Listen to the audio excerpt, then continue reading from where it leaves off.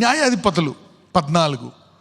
అప్పుడు సంసోను తన తల్లిదండ్రులతో కూడా తిమ్నాతునకు పోయి తిమ్నాతు ద్రాక్ష తోటల వరకు వచ్చినప్పుడు కొదుమ సింహము అతని ఎదుటికి బొబ్బరించుచూ వచ్చెను. యెహోవా ఆత్మ అతన్ని ప్రేరేపింపగా అతని చేతిలో ఏమీ లేకపోయినను ఒకడు మేకపిల్లను చీల్చినట్లు దానిని చీల్చెను. అతడు తాను చేసినది తన తండ్రితోనైనను తల్లితోనైనను చెప్పలేదు. రైట్. అంటే ఇక్కడ ఇతను ఇప్పుడు ఇతనికి గురి వద్దకు తీసుకెళ్ళడానికి మరి దేవుడు ఇక్కడ సింహాన్ని రప్పించి సింహాన్ని చీల్చేటువంటి ఆత్మను కూడా ఇక్కడ ఇచ్చి సంసోనికి ఏమిస్తున్నాడు? ట్రైనింగ్ ఇస్తున్నాడు. మరి అంటే మొదటిసారి శాంసన్కి కాన్ఫిడెన్స్ వచ్చిందా లేదా? దేవుని ఆత్మ నా మీదకి వచ్చేస్తుంది అంటే నా ముందు ఈ సింహాన్ని నేను చంపేయగలను. He got confidence. అదే సంసోన్ ఏం చేశాడు? 14-19 న్యాయాధిపతులు 14:19.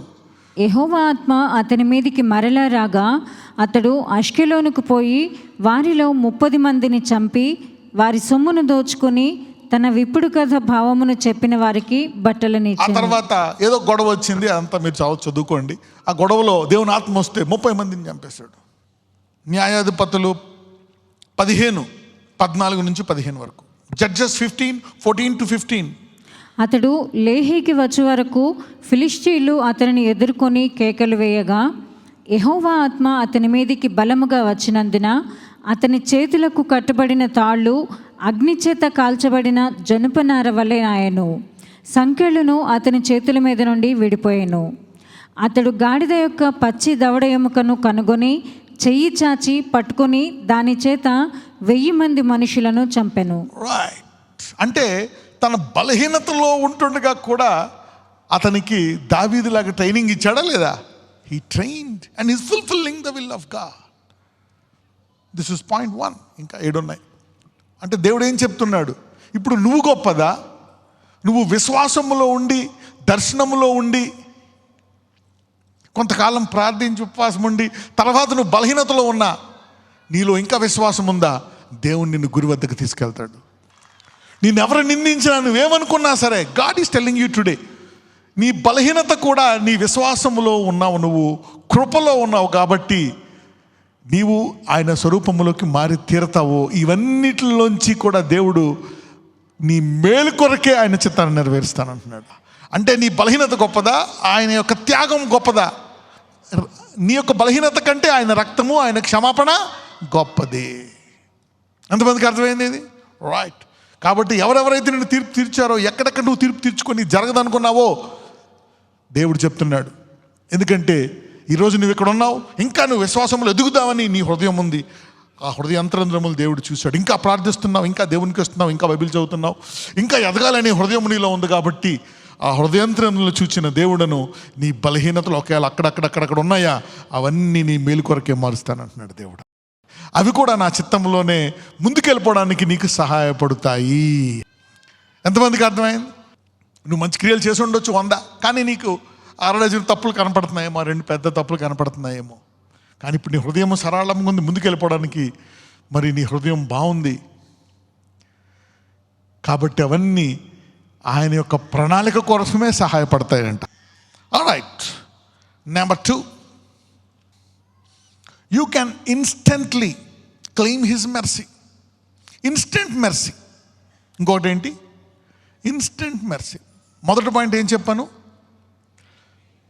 రెండవది ఇన్స్టెంట్ మెర్సీ.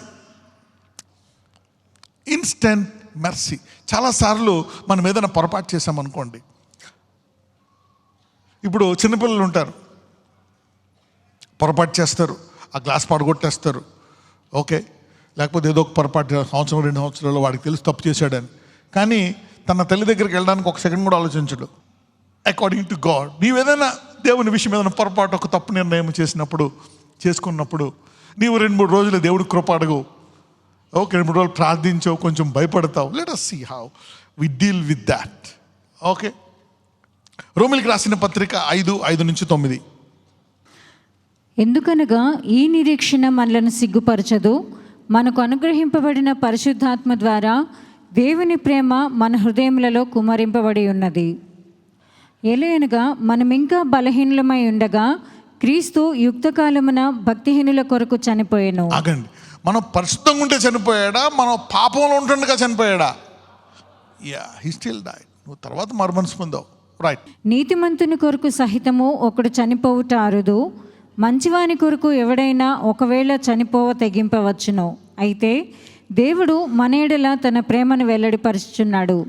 ఎట్లనగా మనమింకను పాపులమై ఉండగానే క్రీస్తు మన కొరకు చనిపోయాను. రైట్. మీరు ఇంకా పాపములో ఉండగానే ఆయన చనిపోయాడు. అప్పుడు నీకు అసలు ఏమీ లేదు, అవునా కదా? లోకములా. ఇప్పుడు ఒక పొరపాటు చేసేసి ఏమో దేవుడు ఏం చేస్తాడు, కొడతాడా, తిడతాడా, మాట్లాడతాడా, నా ప్రార్థన ఆలకిస్తాడా, నెరవేరుతుందా, నెరవేరుతుందని భయపడుతున్నావు. చదువమ్మ 9. కాబట్టి ఆయన రక్తము వలన ఇప్పుడు నీతిమంతులముగా తీర్చబడి మరింత నిశ్చయముగా ఆయన ద్వారా ఉగ్రత నుండి రక్షింపబడదము. ఇప్పుడు నువ్వు విశ్వాసంలో ఉన్నావు, ఉగ్రతలో ఆ ఉగ్రత అనేది అసలు లేనే లేకుండా, మరి తప్పకుండా మరి గ్యారంటీగా నువ్వు ఉగ్రతలో వెళ్లకుండా ఎప్పుడూ నీతిమంతుడిగా తీర్చబడ్డావు. కాబట్టి ఆయన ప్రేమ నీకు ముందుగానే చూపించాడు. కాబట్టి నీవు ఆ పడిపోయిన వెంటనే ఒక వారమో, నెలో, సంవత్సరమో, 5 సంవత్సరాలు టైం వేస్ట్ చేసుకోకుండా లేచి ఇంకా నన్ను దేవుడు ప్రేమిస్తున్నాడని ఒక క్షణంలోనే కృప పొందుకొని ముందుకెళ్ళిపోవచ్చు. You getting me now? ఎంతమందికి అర్థమైంది నేను చెప్పింది? This is very important. So what God is telling is you can claim instant mercy. హెబ్రీయులు 4:14-16. ఆకాశ మండలము గుండా వెళ్ళిన దేవుని కుమారుడైన యేసు అను గొప్ప ప్రధాన యాజకుడు మనకు ఉన్నాడు కనుక మనము ఒప్పుకున్న దానిని గట్టిగా చేపట్టుదాము. చూడండి, మనం ఒప్పుకున్న దాన్ని గట్టిగా పట్టుకుందాం, విశ్వాసంలో షేక్ అవ్వద్దు. చూద్దాం ఎందుకు. మన ప్రధాన యాజకుడు మన బలహీనతల యందు మనతో సహా అనుభవము లేనివాడు కాడు కానీ మనలాంటి బలహీనతలే యేసయ్య ఎదుర్కొన్నాడు. ఆ బలహీనత వచ్చింది ఆయనకి, స్టార్టింగ్ ఫేస్ చేశాడు. కానీ వెంటనే అది ఇంకా తలంపు రూపంలో స్టార్ట్ అయిన వెంటనే ఆయన ఆల్రెడీ ప్రార్థనలో ఆత్మతో నింపబడి ఉన్నాడు కనుక అది ఆవరించిందా, అది ఎప్పుడు ఓవర్టేక్ చేయలేకపోయింది ఆయన్ని. చూడండి, ఆయన తండ్రి వద్దకు వెళ్ళి మొదట ఆయనలో బలహీనత ఉందా లేదా అని చూడడానికి ఏమంటాడు? నీ చిత్తం అయితే ఈ గిన్నె నా వద్ద నుండి తొలగించు. అది బలమా బలహీనత? ఆయనకి దేవుని చిత్తము తెలుసా తెలీదా? తెలుసు. కానీ ఆయన ఏం చేశాడు? మనకు నేర్పిస్తున్నాడు ఒక రకంగా ఆ వాక్యము ద్వారా ఎలాగా ఒక్కసారి కూడా బలహీనతకు లోనవ్వకుండా ఎలా జీవించవచ్చు అని, ఒక్కసారి కూడా పాపం చేయకుండా. Is leading as an example by the Holy Spirit. ఆయన ఏం చేశాడు?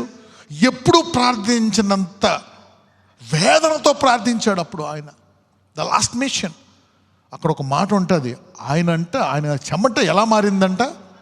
రక్తముగా మారిందంట. అంటే ఈ బలహీనతను ఎలాగైనా జయించాలా అని. ఆ తర్వాత మనం చూస్తే దూతలు వచ్చి ఆయన ఏం చేశాయంట?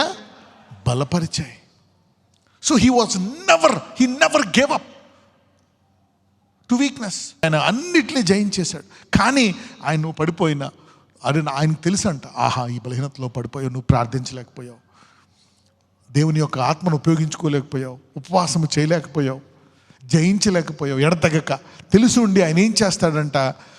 సమస్త విషయంలోనూ మనవలే శోధింపబడి ఆయన పాపం లేనివాడిగా ఉన్నాడు. ఓకే, చదవమ్మ.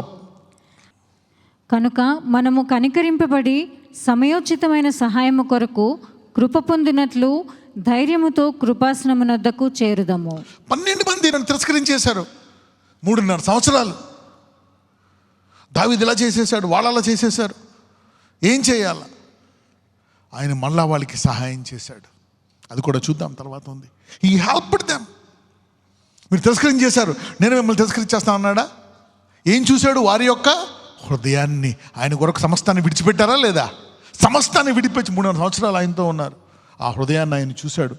ఆ బలహీనతను జయించడానికి వారికి సామర్థ్యాన్ని ఇచ్చాడు. He empowered them. కాబట్టి నీ బలహీనతలో నువ్వు వెనక్కి వెళ్ళిపోకుండా, శిష్యులు వాళ్ళందరూ వెనక్కి వెళ్ళిపోయారు చేపలు పట్టుకోవడానికి. పద, ఇంక మన పని అయిపోయింది, ఇంక దేవుడు మనం తిరస్కరించేసాం కాబట్టి ఆయనకు రాడు మనల్ని అంగీకరించడానికి. నో, ఆ చేపలు పట్టుకోకుండా ఎలుకోకుండా కూర్చొని వాళ్ళు వెయిట్ చేసి ఉంటే బాగుండేది.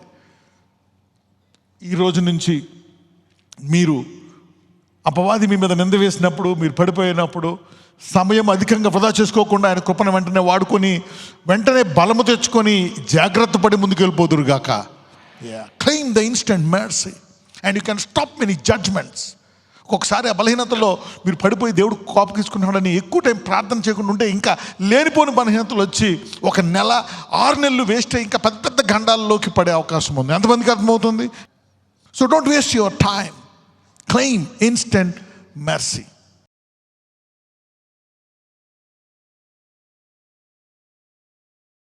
నజరేయుడైన యేసయ్య, నీ సంఘము, నీ బిడ్డలు వారు అబ్రహాములాగా పరలోకానికి వెళ్ళడానికి వారినందరినీ ఐశ్వర్యములు ఆశీర్వదించండి.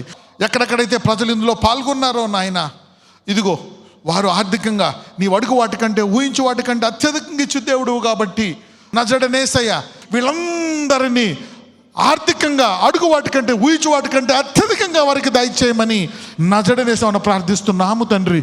ఆమేన్.